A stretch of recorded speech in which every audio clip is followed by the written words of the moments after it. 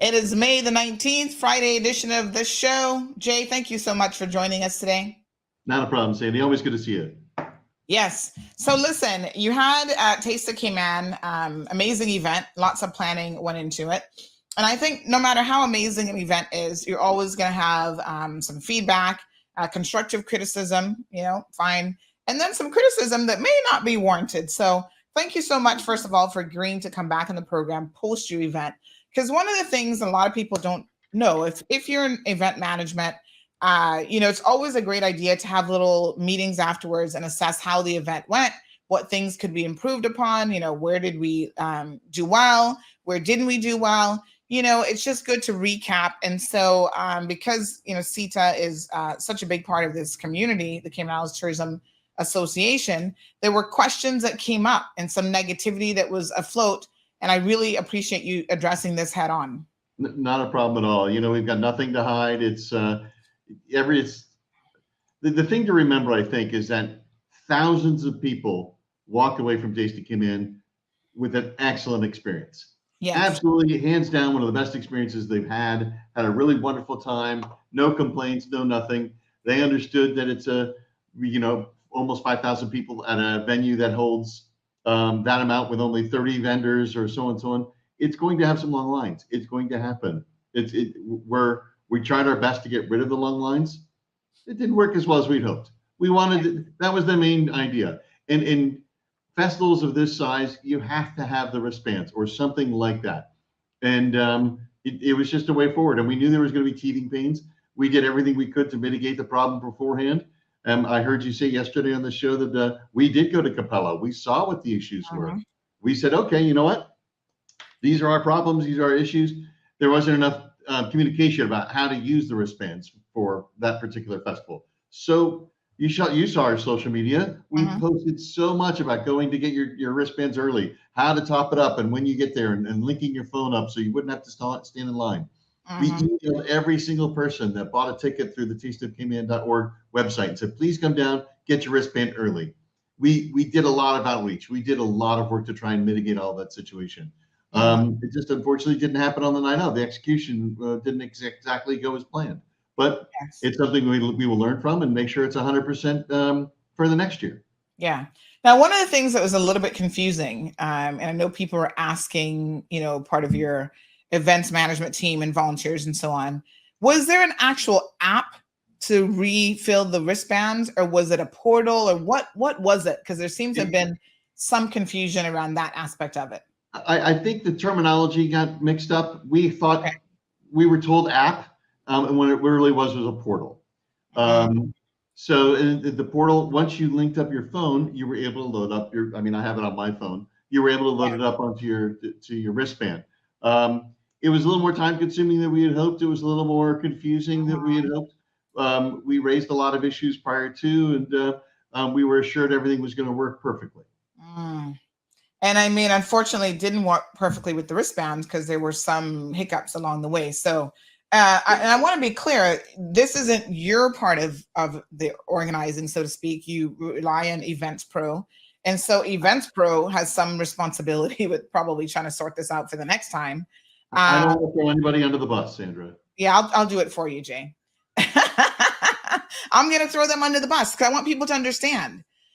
Taste of Cayman, CETA, doesn't develop the app. They didn't develop the wristbands. They're using a third-party vendor in order to, provide those services. And it was the same concept at Capella, right? It was a third-party vendor that had they give out, I guess, little whatever for the vendors that are there to scan and see how much credit you have and so on. And people were complaining that, they were putting credit on and credit was disappearing.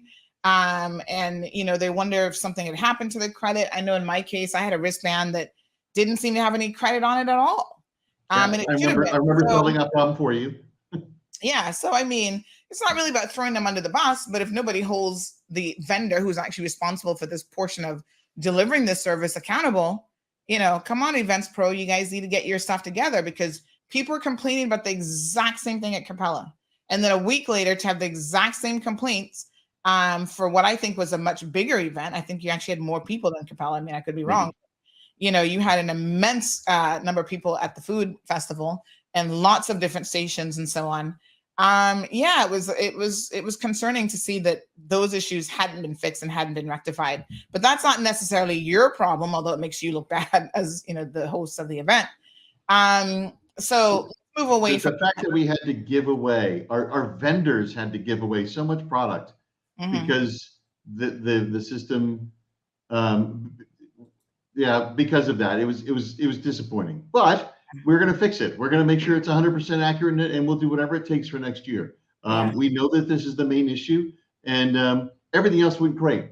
The demo stage was fantastic. The All Things Cayman section was probably the largest and most fun I've seen in years.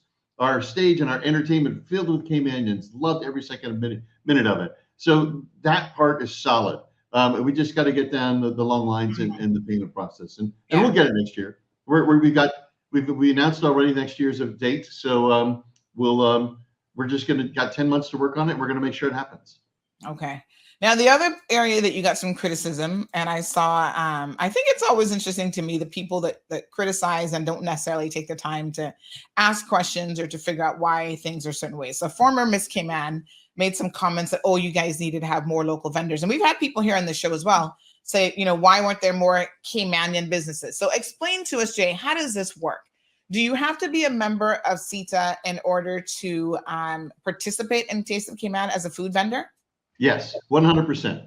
And it's each member of CITA is approved by our board of directors. So you can't just apply to become a member and you're automatically granted. We have to approve you. So you have to be a member of good standing in the community. You have to have a trade and business license. There are several other things that are going to the idea of becoming a CETA member, because the CETA, to say you're a CETA member is like saying you're a chamber member. You stand above. You are a good business person.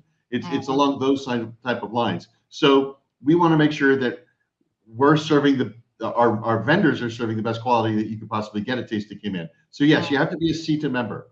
And then also you've got to think, it's a lot of hard work out there. And by the way, every single CETA member, every local business, period, every business in Cayman is owned by a Caymanian. So they are Caymanian businesses. So the other thing is, I think what they're thinking is that there wasn't enough Caymanian food, like Cayman style food at the event. I might be saying that there's a distinction there, but as you mentioned yesterday on the show, that's not 100% what Taste of Cayman is. The Taste of Cayman is all of our restaurants are, whether it's an Italian restaurant, whether it's a vegan restaurant, whether it's a Mexican restaurant, et cetera, et cetera, et cetera. That's what Cayman is. And yes, we'd love to have Island Heritage out there who did Island Naturals out there that was fantastic with their food, also won some awards. We'd love to have Heritage Kitchen back out there. We'd love to have some of those places, but we're not going to have mom and pop from making, and don't get me wrong, Pirates Week does a great job with their food festival. I love it. It's one of my favorite parts of Pirates Week. But if you don't have a trade and business license and you don't have a approved DEH kitchen, we're not going to let you serve a Taste of Cayman. All right. So that might explain why some vendors are not there. They probably just don't want to go through the procedures. Like, it's a lot of work too. Trust me. Yeah. I know staff that were still there till like 2:30 that night. So they're there setting up from noon until 2:30. It's a lot of work. And I've been on that side. My wife has been involved as a vendor for Taste of Cayman for 18 years. I've worked the booths before. It is a ton of work trying to serve, the hundreds of people that are in your line, and serve it quickly. It's not an easy thing. And it's a lot of hard work. Absolutely. And I want to take off my hats to everyone who participated. So how many vendors did you have in total? We had about 28, I believe. Okay. We had a couple of people drop out at the last minute. Right. Yeah. We even had, I spoke to the folks over at Island Taste. Everybody loves Island Taste. They've got great local food. And I said to them, hey, are you guys doing the Taste of Cayman? And they said, not this year, because they were busy with other stuff. So, sometimes as a business owner, a restaurant and so forth, you've got to prioritize what you can and can't do. And they just couldn't fit it into their scheduling this year, because it does require a lot of preparation, and it requires you to have a lot of staff that can be dedicated to that specific event. So if you're still having staff shortages, for example, you can't participate in an event like Taste of Cayman, because, who's going to be at the restaurant doing other stuff or catering, or, you've got to balance all of those considerations. You nailed it right on the head. People forget, we're still coming out of COVID. We're not up to staff yet. We don't have everybody on island yet. Hotels are still understaffed. Restaurants are still understaffed. They're doing well and they're managing with what they have, but they don't have the extra staff like they did in 2019, 2018, 2017 to be able to say, oh yeah, you 4 or 5 guys, you go down to the Taste of Cayman and do that, and the rest of us will take care. They're running on a bare bones minimum staff right now, and they just don't have it right now. Maybe next year we'll have some extra staff and we'll get some other restaurants out there. But I think the restaurants we did have out there, like the best food from Agave, the best local dish was Merck's Kitchen, Island Naturals with their dessert, and then of course the best drink. Fantastic, and they were all great. I would have loved to give everyone an award because, as you said, Water for Elephant did a great job. Vivo had a great food. Edgy Veg was fantastic. I could go penne pasta. Did you see the size of the pasta they were giving away? Did you go over to Pane? I didn't, but I think their portion sizes. I walked by and I also saw the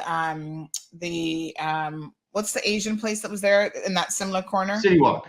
Yeah, they were giving away like a whole plate of noodles and stuff as well. It was a lot of food. And that's probably, and I wanted to mention that's probably the largest portion sizes I've seen at a Taste of Cayman ever. It's huge. I mean, normally it's a taste. It's called Taste of Cayman, and you get a little taste of it, and it's worth, But I think this year it was a lot more, and I think it's great. And to just go on with that, it is the vendors who set the price of what they sell. Right. So I was going to ask about that next. So the vendors set the price, and then a ticket is valued at, I guess, so much. $1. And that was something else we streamlined this year. In years past, you used to have drink tickets and food tickets. And it was like, you know what, let's just make one ticket. Everything's $1 and let's just go. Because it's just confusing. Oh, I've got to get a drink. Oh, no, I need a, we're trying to streamline it, trying to make it easier for everything. And unfortunately, it was a hiccup with the wristbands. And if that works seamlessly, I don't think we'd have any complaints about Taste of Cayman this year. Yeah. And so do you encourage the vendors to keep their pricing as reasonable as possible? Because there were people who were saying, $5 for, I don't know, whatever was ridiculous. I don't know exactly. I wasn't really looking too much at the ticket prices myself, to be honest, but yeah.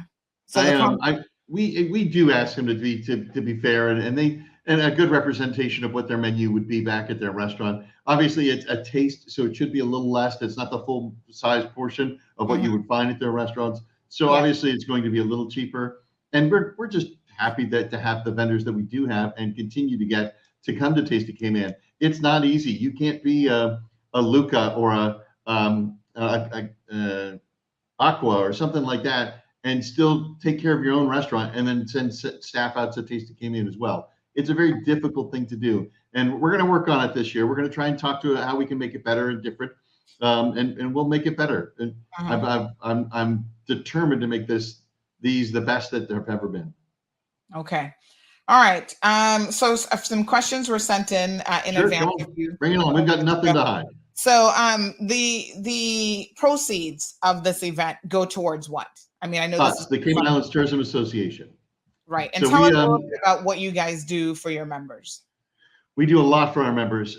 We hold quarterly updates with our Ministry and Department of Tourism, so they know what to expect coming in and what they are doing for tourism in the Cayman Islands. We represent them on many different issues. Currently, we're working very hard on several different fronts, including the minimum wage aspect and trying to deal with the sargassum issue that comes to the island. Beach erosion is something else we work on. So we're, to put it in lack of a better term, we're a lobbyist group for the industry to the government about the way forward. And we're a sounding board for the government to find out, okay, can we do this for tourism? Is this a good idea? Do we do it this way? So that's where we are. And since COVID, we're bare bones. I'm the only employee at the Cayman Islands Tourism Association.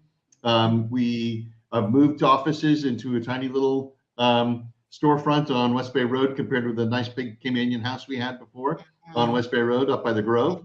I worked out of my house for 2 years during COVID.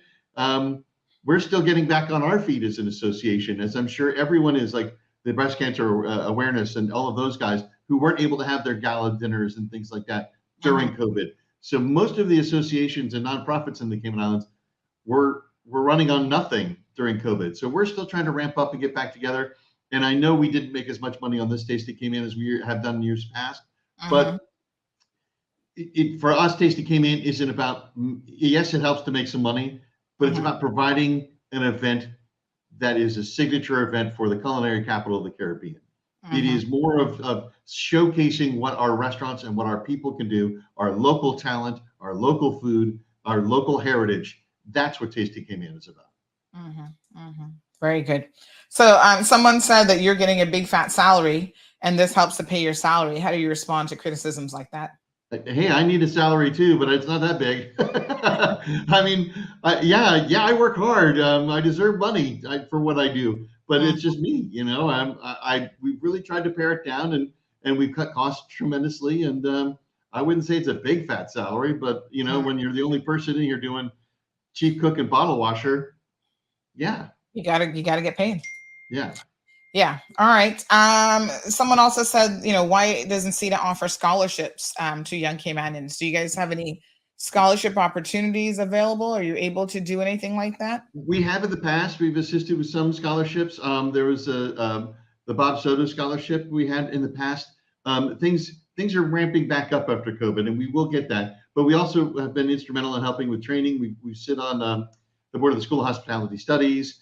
We assist with that. We're currently in discussions with the ministry to help and assist with more training of locals, specifically for the Culinary Institute areas and things like that. So yeah, we're working with them, but right now, again, we're bare bones. We don't have the money to give a scholarship away right now. We just don't have it. Okay, so another person says, hi, Jay, I think people misunderstood the concept. However, I do feel that if I go to taste food, it shouldn't be what is always on the menu. Maybe I think too outside the box. So do I agree. you tell your vendors or make any recommendations on what they should have on the menu? Not at all. No, it's up to the vendors 100%. And of course, it's a great way for the vendors to reach people that don't normally go to agave. I love agave. It's fantastic. Chef Irvin, Phil, the guys over there are great. They're wonderful people, and the Yeah. food's delicious. But I don't remember the last time I stepped in there because it's just not in my wheelhouse of normal places that I go. But now Right. it's like, darn it, I've always forgotten about agave. I need to go back. So Right. this is a great marketing opportunity for them. So they don't necessarily want to go completely off reservation by serving stuff that's not on their menu, because they Yeah. want people to come to so Island Naturals, again, not in my wheelhouse of places that I go to, but now I'm going to go because that food was fantastic. Yeah, that nacho dish that they had, I swore Yeah, that was meat. I was like, yeah. whoa, this is beans. I mean, those That's the are same sort of concept we have Ethiopian. with our restaurant month that we do in October. Is we Yeah. highlight restaurants, and it's like it gets you outside your comfort zone of where you Mhm. always normally go. Yeah. I mean, I heard you talking about Wellies yesterday. I Yeah. love Wellies, but you're right. I can't go there at noon. I never get in, Yeah. But it's delicious. It is fantastic. Mhm. Yeah. So Mer's Kitchen's the same thing. I can't remember the last time I went to Mer's Kitchen, but you know what? Mhm. Now that they won, I'm going to go look them up. And that's the thing of what Taste Cavan does for our vendors Yes, that absolutely. go. Yeah. It's like Water and Elephant. Like I go to Pico Yeah, occasionally. Water and Elephant, I had no idea that they did those donut desserts. Not that I need to be eating delicious. those, but now that I know they make them every Saturday, every once in a while on a Saturday, I'm going to be popping in there. So Yeah, no, it's a great opportunity for businesses to showcase what they do offer on the menu. So exactly. the other thing to that listener to the program that I find quite interesting is doing something different on the menu from the perspective of, I'm just thinking from a business perspective. Now, I've never really done the restaurant thing before, but it's a lot harder to come up with a dish just for an event and really make it a good dish. I mean, Yeah. you need to be practicing, you need prep time, I mean, there's a lot of work that goes into making sure a dish is really, really good. And there's a lot of times for these food events, there are things that you would not put on the menu for like safety reasons, because maybe it needs to be refrigerated, and your access to refrigeration and different things at a location might not be what you'd want it to be. So there's a lot, I think, that people may not always think about that So goes into this sort of thing, so right? Sandra, when you have guests over for dinner, or for anybody, frankly, when you have guests over for dinner, What are you going to make? A tried and true recipe that you've made 100 times and That's you know you right. can make it good? Try Let's try something this new. new recipe Yeah. you've never made. Yeah. No, I'm going to do something tried and true, like my macaroni and cheese. Everybody knows Sandy's macaroni and cheese is the ish. So I make that every time, and that's not going to disappoint. So I'm going to show some pictures here. We're going to, again, do a big shout out to some of the vendors, of course, that really, really worked hard for this event. Now, one of the dishes that really surprised me, I'm trying to find this one. Oh, yes. This was the Westin. Oh, yeah. What was the name of their restaurant? That's the Westin. It's just the Westin. But it's the beach house, but yeah. The beach house. Okay. And you know what? Again, the Westin is a great establishment. Gym over there. Sometimes I go to the gym, to the spa. But I've never been to the restaurant at the Westin. That's and delicious. Then I had this dish here that it was some kind of goat sandwich. Amazing. By the way, that's local goat as well. Yeah. It was definitely, I guarantee you that was local goat. I had a good conversation with the chef there, drawing a blank on his name right this moment, but he made sure, it's like the best thing you do, they used 100% local ingredient. Well, not 100%, but 99% of their ingredients were local ingredients. So it was truly an all Caymanian dish. Yeah, well, however they put it together, I tell you what, it didn't even taste like goat, because I'm not really a fan of goat necessarily, but it looks good. I thought, oh, let me try it, and it was really good. I mean, fantastic. So heads off to their chefs, did a really fantastic job. This was, I don't even know which vendor this was, but this was another really good dish. I'm trying to remember. I'm trying to look and see who it is. That looks like Island Naturals then. Yeah. No, maybe not. No. That wasn't Island Naturals. I can't remember who that was. But anyway, that one was good. This is Island Naturals. So that's why I thought it was, because I saw that picture. Yeah, they did a drink, which was lots of fun. And they also did this was Water Elephant. Yeah, those were those delicious donuts, guava and mango flavored. There's Pico. Yeah, getting their stuff together. No, I mean, these guys really did a fantastic job. Yeah, making look at this, putting the final touches on stuff right then and there. Yeah, and that's what it's all about. I mean, it's difficult to do. It's not an easy thing. Yeah. No, people had a good time. I mean, it was really who's that? Oh, look at that. Some of the kids that were out. You're a celebrity. Oh Lord. Red Cross on hand. Big shout out to the Red Cross. They did a great job. Yeah. So best food, agave. I didn't even get to go to the agave booth, to be honest. I was getting kind of full after the first couple. Like I said, the portions are huge this year. And then you had Murph's Kitchen. Where is Murph's Kitchen? I don't even know where they're at. I think it's a food truck.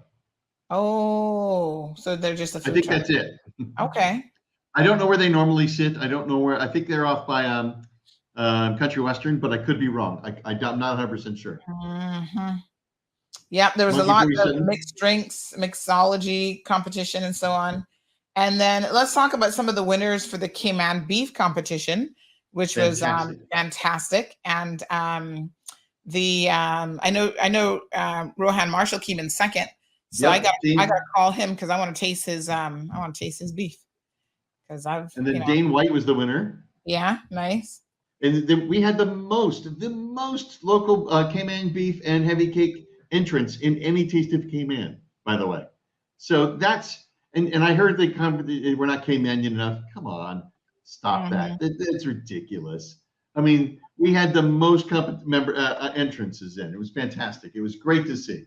Yeah. So Alejandro says, nice goat sandwich. Listen, I had never even thought of making a goat sandwich before. And the way that they did it almost looked like it was minced meat with like some vegetables and stuff in there. It was really good. Big shout out to the Westin, because I'm like, I need to go to the Westin and get that for lunch. So Murph's is at Public Beach. Okay. Near the old Calicos. Okay. Thank you for my helper on WhatsApp to tell me where I'm going and what I'm doing.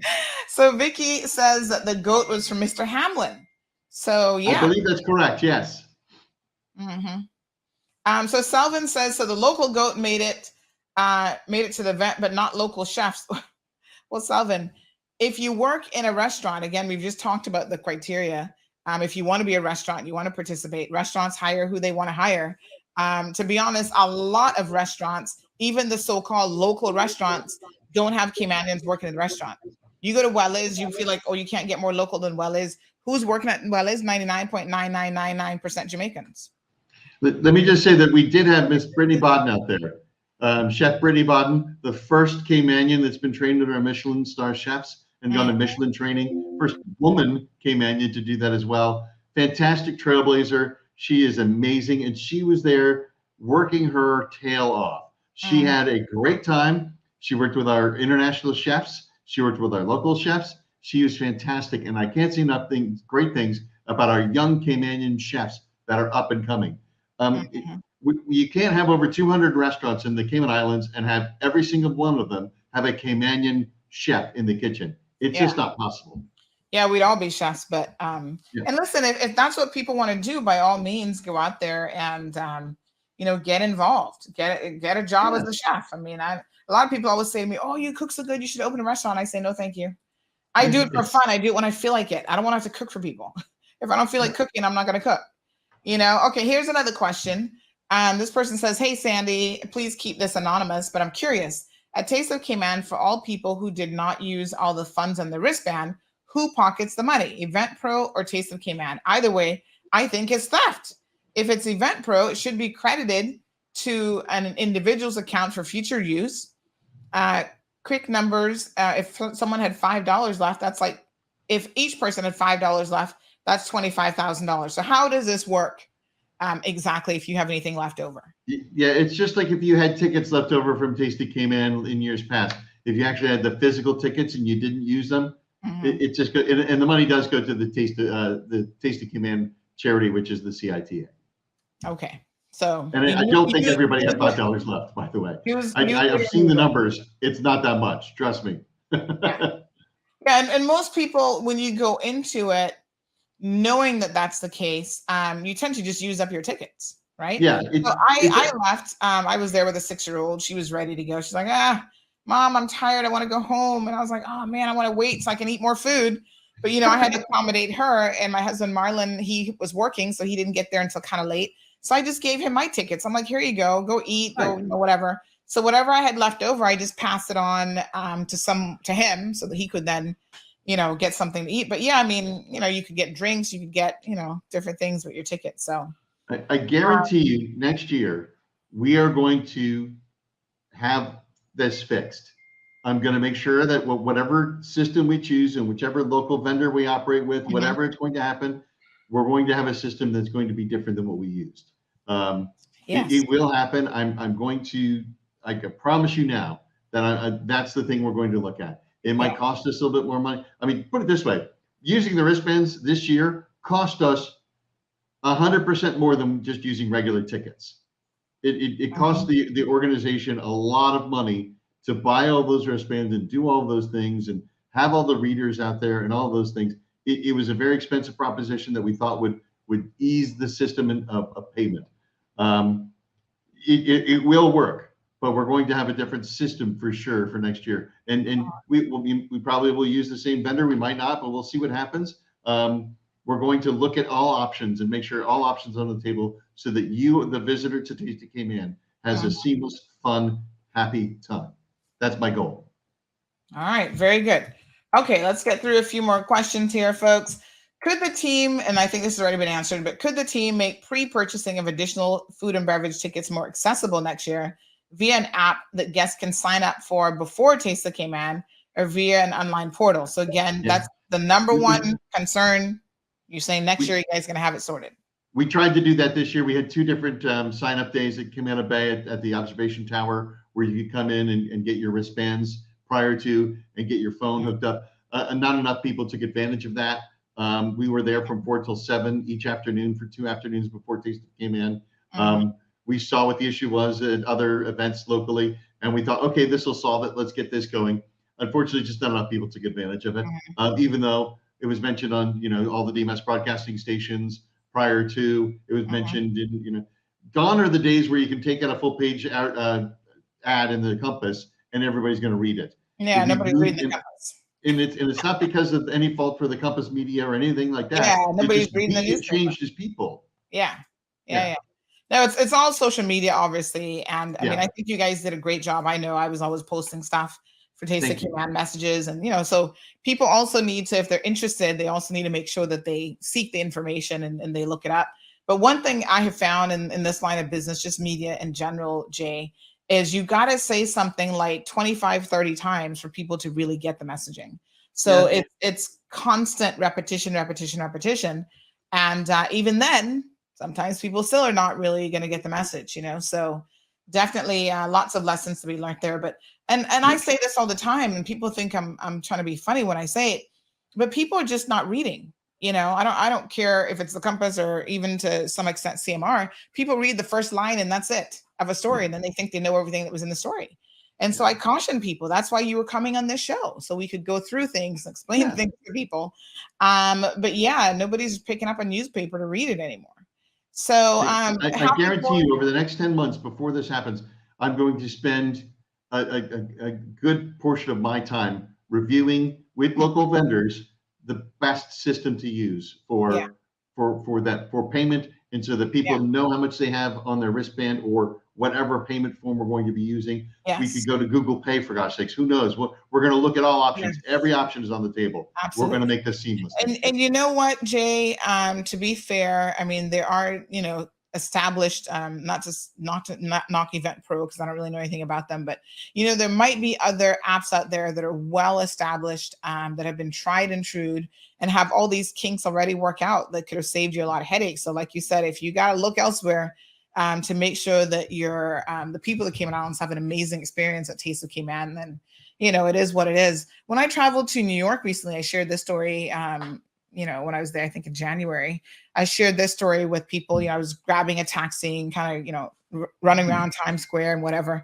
And by the second day, I was like, oh, I kept seeing when I get in the taxi this thing talking about the taxi app, where you can book a taxi and you can pay online and you don't have to be carrying money in your pocket or taking out your credit card. And I said, oh, I'm going to download this app. And I sure did. And it was fantastic. Like if I ordered a taxi, I could see in real time, GPS tracker, exactly where the taxi was. I could pay right from the app. I mean, it was just a lifesaver. So this is it now. We're used to these types of technological advances. People are happy to use apps. They're happy to pay online. So, Leroy here agrees. He says it just needs an app, and that would make the experience a lot better. We're going to work with everybody, and we're the Cayman Islands Tourism Association, so therefore we want to work with our local vendors, and we love our local vendors. For sure. Yeah. So El Rey says, I don't know, goat sandwich reminds me of curry turtle. No, honey child, curry turtle just don't sound right. But I'm not going to say that I wouldn't try curry turtle, but it's not Caymanian turtle for sure. It's not the turtle, the way that we eat it. But you know what? This is what I love about Taste of Cayman is maybe you get to taste something you've never had before, something different that makes you go, that's interesting. Yeah, so, even you don't like goat that much, and you still had a great job. Yes, and I still enjoyed that dish for sure, and I would have it again. Alejandro says, congrats to Brittany, for real. She's come a long way. I'm so proud of her. Big up my friend. Yes. Applause. Yeah. Big shout out to Brittany. Amazing young lady. And I know that Sarah Sue would probably have been there, but she was already committed to doing Bracanal. So you had competing events that day with Bracanal and then, Taste of Cayman. Yeah. Mm-hmm. Siobhan says, make sure, sir, because people are going to hold you to it. Well, I know, and I'm you guys, know me, Sandy. Sandra, we've known each other a long time. Yeah. I'm not going to make a promise that I can't keep. I'm going to work diligently. We really tried. I mean, all of our concerns were met with, oh, don't worry, it's going to be fine. It's going to be fine. It'll work. So, and obviously it didn't. So it's something it's going to be our number one focus, 100% going into next year. All right. So Alejandro says that's on them about the excess tickets. If they not use it, the saying, when your eyes are bigger than your stomach. I know of some people that throw away food, and it bothers me when I see that. Well, we didn't throw away anything, I can tell you. There was a drink that I wish I'd gotten a chance to try at Haagen-Dazs. It was an alcoholic beverage. They had some daiquiri, and then what was the white creamy one called? It was something else. I don't remember. I was so tempted, but I was like, oh man, my stomach. And then I have to be a little bit careful with food festivals. Like mixing too many things for me doesn't always work out for my stomach. So I try to be like, okay, if I'm going to try one dish, I'm like, yeah, I really, really like this. I'll go back to them like a second time and fill up on that. So I can only mix so many things. I kind of know my limits. You know what I mean? So got a sensitive stomach. Siobhan says, yeah, if you were doing all of that and not enough people partake, I don't know. You can lead people to the water, but you can't force them to drink. But I think it's good to know, what the requirements are to become a CETA member, which then makes you eligible to participate Right. as a vendor. Because I kind of thought that was probably the case. And then to hear other people kind of like put it on you, like, oh, why don't you have more local vendors? Well, it's not on you to force people to come out and participate. We get a lot of no's. We get a lot of no's. No, we can't do it this year. We get a lot of that. All right. So this person wants your contact information so that they can reach out. What's the phone number at CETA? I'll give you both. It's info@cita.ky. Yeah. Super easy. Info@cita.ky. And the number is 949-7822, I think 7522. Gosh, you're making me question. I don't remember what my I don't call myself, Yeah. Where's my business card? Alberto says, good morning, Sandy. Please tell Jay thanks, as we appreciate what it takes to put on an event like this. I had a hard time even planning a successful Sunday barbecue. Exactly. Yeah. So it's 949-8522. 949-8522. All right. Sorry about that. I never called myself. Yeah, no worries. So, Alberto is right. And I always tell people it's easy to complain when you're not an events planner. Like some people have never planned an event in their life and that they sit back and they criticize and they really have no idea. So another suggestion. So this is just a great, Sandra, because as I said before, I'm the only employee here at CITA, and we could not have done this without Tower. The Tower marketing team were fantastic. Big shout out to Lynn and her team. Yeah, unbelievably great. They delivered on every single promise and over delivered on most. They were absolutely amazing. I can't say enough wonderful things about the team over there. They worked the long, hard hours. I was in on the big level discussions and I was helping out with some, but they took care of all of the other stuff. It was absolutely fantastic. And they did a great job. And as I said before, thousands of people walked home from or left Taste of Cayman happy, full, excited, danced under the night, watched some fabulous fireworks, saw some amazing visiting chefs. Thousands of people walked away happy and smiling. Wonderful. All right. A suggestion about having more people man whatever ticket booths you do have at the location. Now, how many volunteers? I mean, I heard you guys had a couple hundred volunteers. It takes a lot.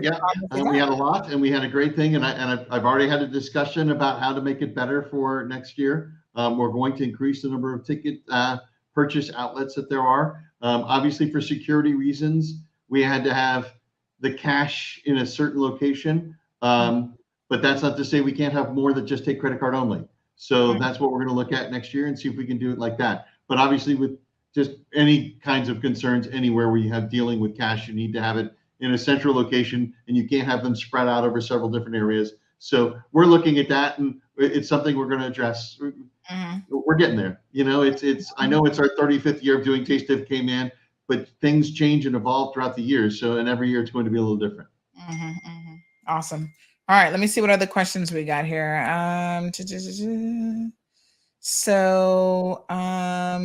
Entertainment was good. So you had, local entertainers, Danny, of course, and others who performed well. Yeah, he always does a great job. He did quite a few songs.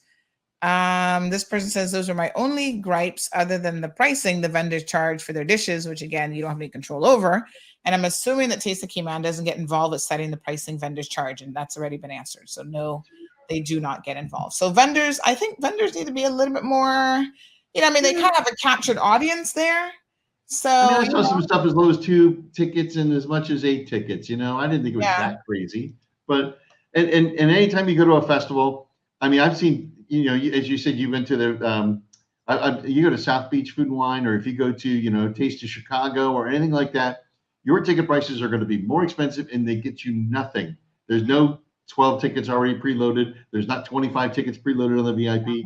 gets you nothing. It gets you in the door. Entrance. Yeah. So, I mean, I understand that. We get it. I mean, having Dan Ebanks up there playing, having the international chefs here, having All Things Cayman section, having all of these vendors and the demo stages and the cocktail competition and the setup and the international bands, all of that costs money. And it's something we have to pay for. And it's, yes, we're throwing a big party, and it's got to get paid for, you know? Okay. All right, Jay. Well, we appreciate you coming up. I'm happy. Send me any more questions come in, send me an email. I'm happy to answer. We've got nothing to hide. We put on a great event, and then we can't make everybody happy, but we're going to try every single year. All right, folks. Very good. Thanks. Really appreciate you, Jay. We'll see you next